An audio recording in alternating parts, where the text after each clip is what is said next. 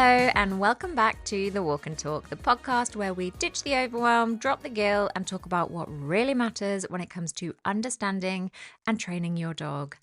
How is everybody doing this week? I know the summer holidays, if you're in the UK, are in full swing this week. So if you're doing anything exciting, I hope you're having a fabulous time.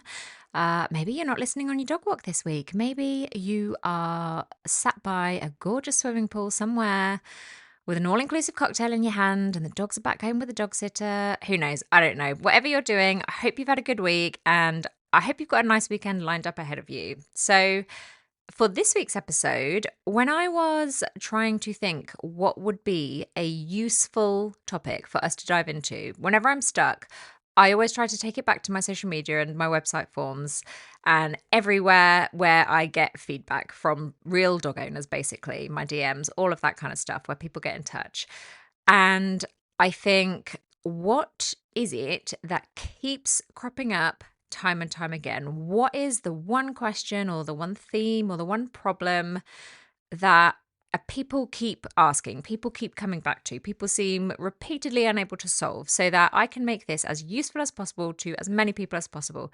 And this week it came to me easily, like a divine intervention from the heavens. I don't know.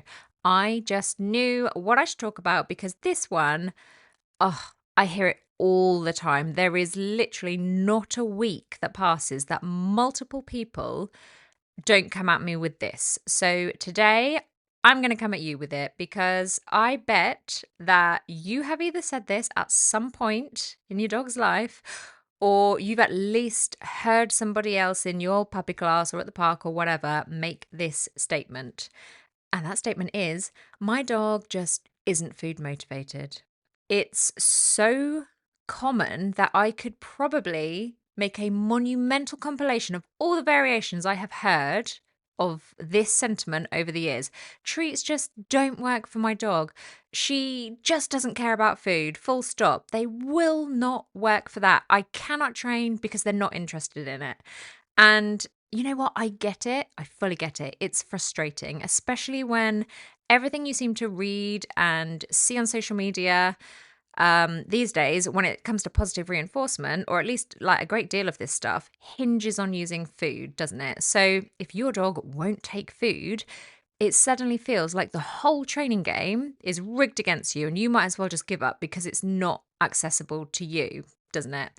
Well, I can't have anyone giving up on dog training around here. So instead, we're going to get into it this week because just saying that your dog isn't food motivated is pretty much never the full story. We actually need to know why.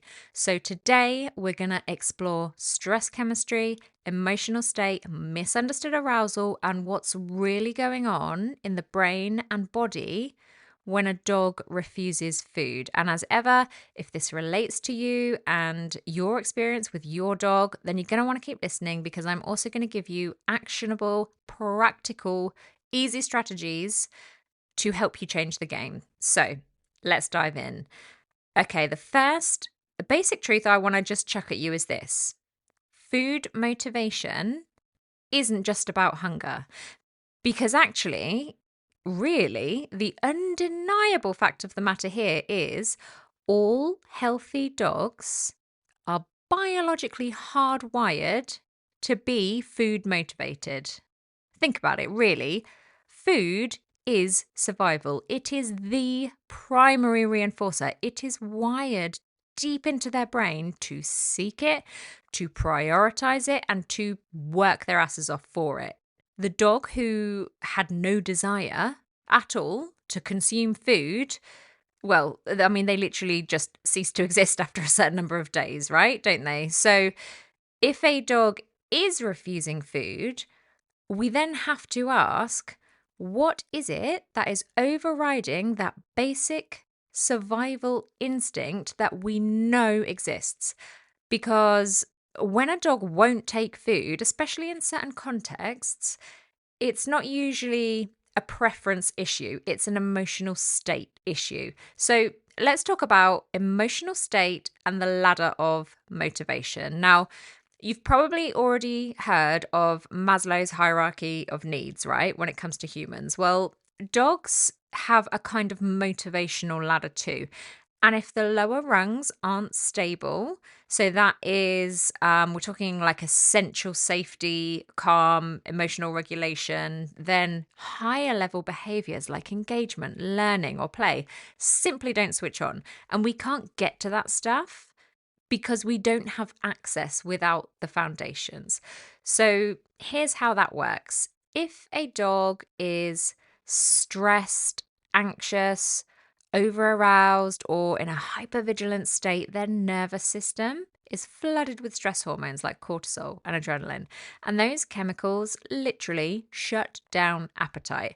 And this is not theoretical, it's literally observable biology. When the sympathetic nervous system is activated, that fight or flight system we've talked about before in probably more than one episode, digestion is deprioritized. The body doesn't want to eat because it wants to survive. And if the dog is under direct threat of life, let's say there's a bear fast approaching, if he's caught short tucking into his dinner at the time, he's much more likely to fail at escaping that bear or fighting that bear.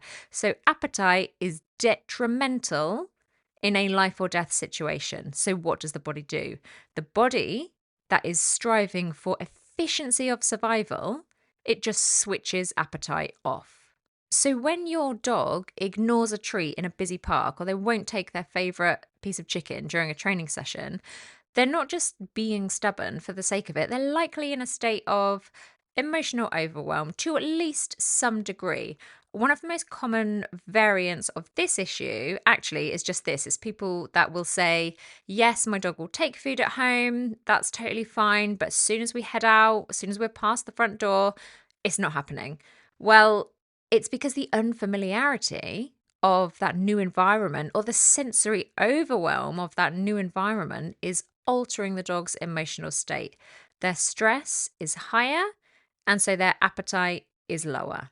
Okay, so let's nerd out for a moment on the stress chemistry of that appetite suppression. So cortisol, which is the main stress hormone, has a direct influence on appetite. In acute stress, cortisol can either suppress or spike appetite. But in dogs, it's very often suppressive, especially when combined with other chemical influences, norepinephrine and adrenaline. So in moments of trigger stacking or environmental chaos, noise sensitivity, reactivity, or fear responses, or just novel situations, you're likely to see a dog who suddenly doesn't care about food.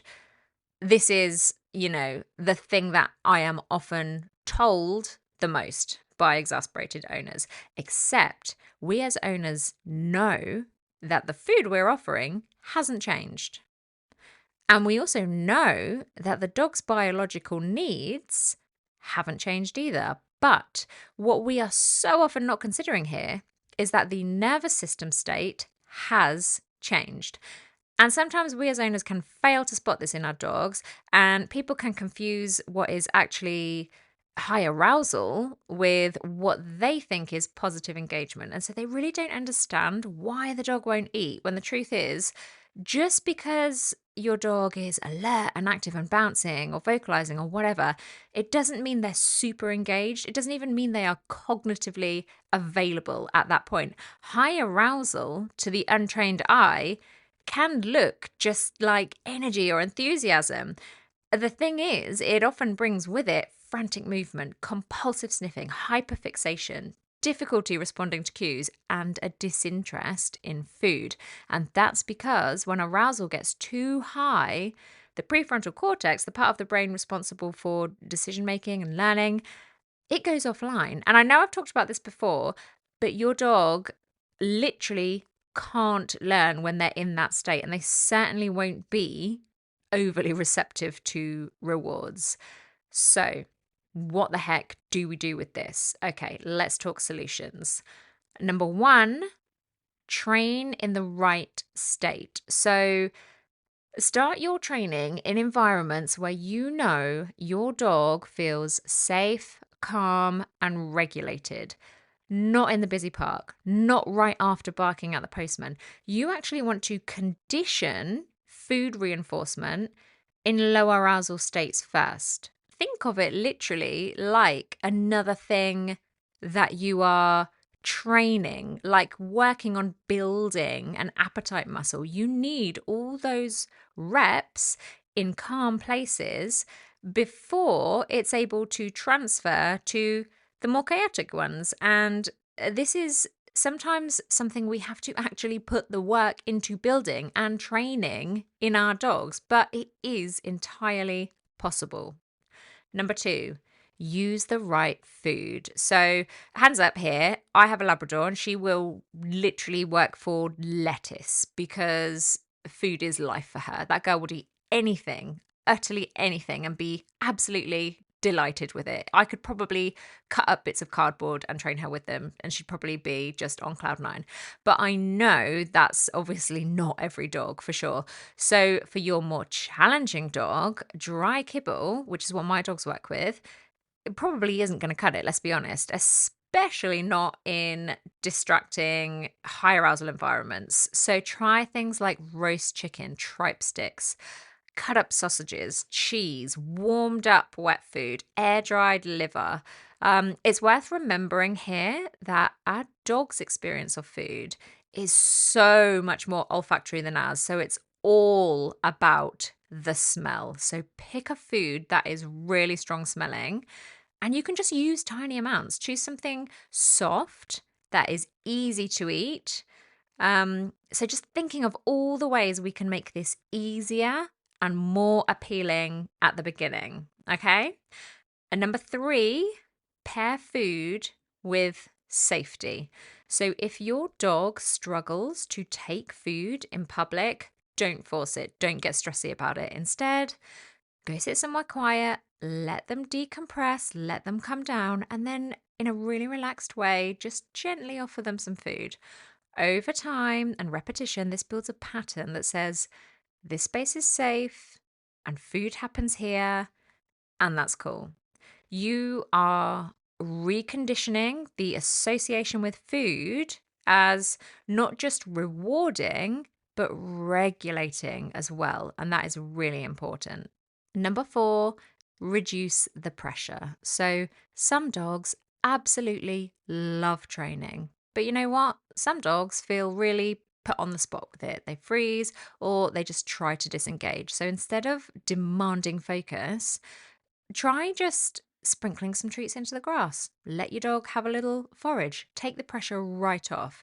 This activates the seeking system in the brain. It makes it a really natural, dopamine rich behavior that easily increases food interest. Scatter feeding is massively underused in building food motivation, in my opinion. So if you've never tried this, go and try it tonight in your garden, see what happens. Number 5, check the schedule. So just to keep it real for a sec, right? If your dog free feeds or snacks all day, they may not be hungry during training. So if this is something you really want to prioritize growing in your dog, I highly recommend you shift to structured meal times and you use portions of food from your dog's daily food allowance in your training sessions. It creates anticipation and it really builds value for food as a training tool. Number 6, rethink motivation. So let's zoom out for a second. Okay. Motivation isn't a static thing. It's not a personality trait. Your dog is not finitely motivated or unmotivated. It's contextual, isn't it? A dog who won't work for food on a noisy street might be highly motivated in your living room. So instead of asking, is my dog food motivated? Start asking, what state is my dog in and how can I help them access food motivation in this moment? That reframe alone is game changing. It's going to change the way you approach this. It's going to boost your flexibility and it's going to get you thinking about how can we make some progress here rather than just staying stuck in defeat. I know I wax on about this, but whether you believe you can change something or you believe you can never change it, you are correct. So shift your mindset Reframe how you think about this problem, and you open up new possibilities for finding creative solutions. Okay, steps off soapbox, just for this final point for you to consider as tip number 7, okay? Ultimately, the message here is your dog's ability to enjoy food and use it in training is a beautiful indicator of their emotional well-being. When they can take food happily and easily, it means their body is safe, their mind is engaged, their nervous system is open. So if we really accept that, then it means that food refusal isn't just a training hiccup. It's actually a cue. It's a signpost to us. And if we listen to that signpost and come at it with empathy, we can start to create training experiences that are not just effective, but really supportive for our dogs. So let's wrap this up with a few takeaways you can carry into your next training walk. First up, not food motivated is usually a state, not a trait. And we can manipulate states if we get observant and we get creative with it. Ultimately, stress hormones shut down appetite, and over arousal blocks learning, it devalues reinforcement. So tweaking that emotional state is going to be our best bet for making long-term progress in growing a dog that is going to train successfully with food. Practically, you can build food motivation through calm practice and really high value rewards. Think about what you are using. Think about the pressure you apply to your dog when you use it, and consider the shifts you can try in both these areas. All right, I have definitely gone on for long enough. It's probably time for another cocktail, is it? Apologies, by the way, if you are not on holiday at all and it's actually just raining and you're out in the rain and your dog's just jumped into a muddy ditch or something. I've just got holidaying on the brain because we are well and truly on the countdown to ours now, and I literally cannot wait. So anyway, I really hope you found this podcast episode helpful. If you did, DM me, let me know what you're going to try. Send it to a fellow dog owner whose dog utterly refuses to eat anything ever, and see if, maybe there's a useful little nugget in here that will help them change things up just a little bit for the better, or to achieve true legend status, in my eyes anyway. You can leave a review. It literally takes 3 seconds max, and it is so very much appreciated by me because it helps me get all this free knowledge out to loads more owners and ultimately help loads more dogs. So thank you so much for letting me come on your dog walk today, or I don't know, sit beside the pool with you today, maybe.